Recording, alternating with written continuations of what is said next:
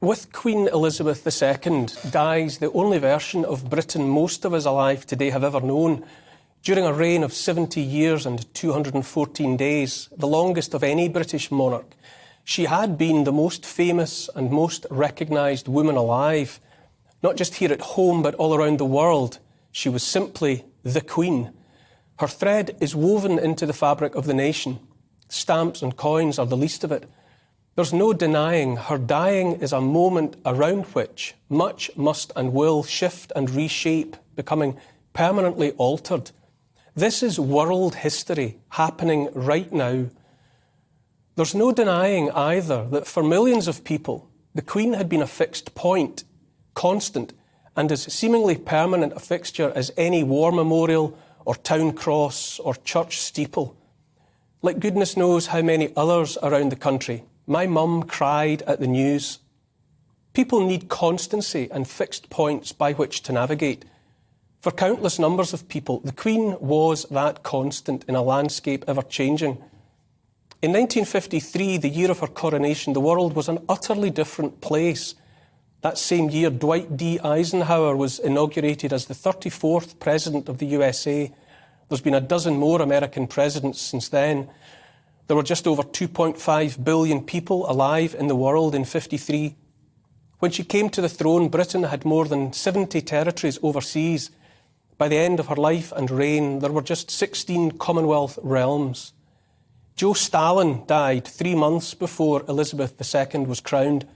Edmund Hillary and Tenzing Norgay summited Everest for the first time that year, and news of their success was broadcast to the nation on the morning of the coronation.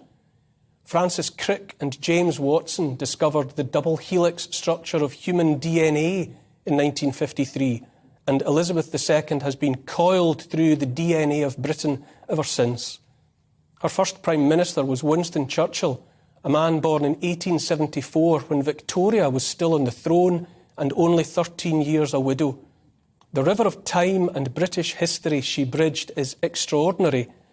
Everything that has happened here in Britain and indeed around the world for a biblical lifetime of 70 years and 10 has done so during the reign of Elizabeth II. Her death is a moment of history, the like of which, in all honesty, no one will ever see again. In so many ways, nothing changes, and yet in other, deeper and fundamental ways, her dying changes everything. It is subtle and also seismic.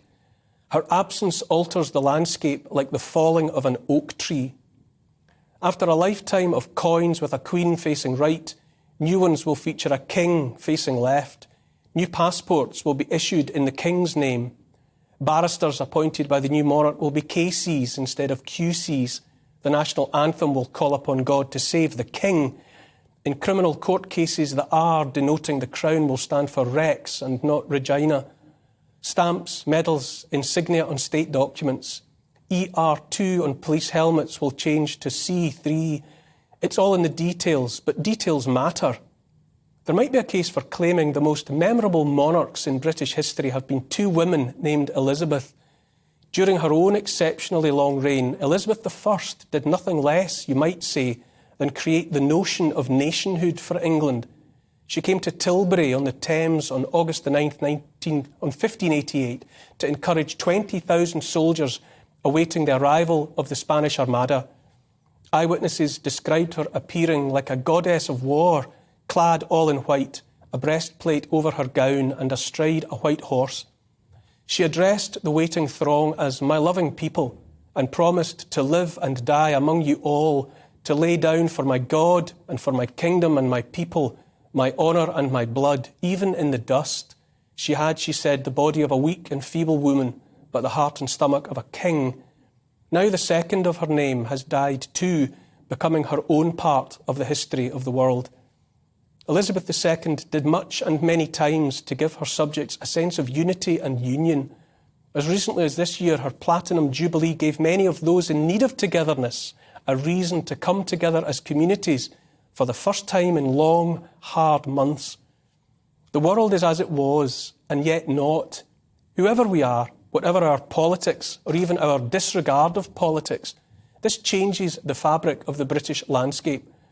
Perhaps above all else, it is simply strange to know that after all these years, a length of time that stretches out of sight for most, the Queen is gone.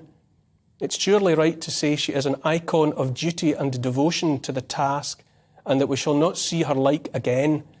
So physically small, the space she leaves behind is vast. Now we wait and watch all that must happen next.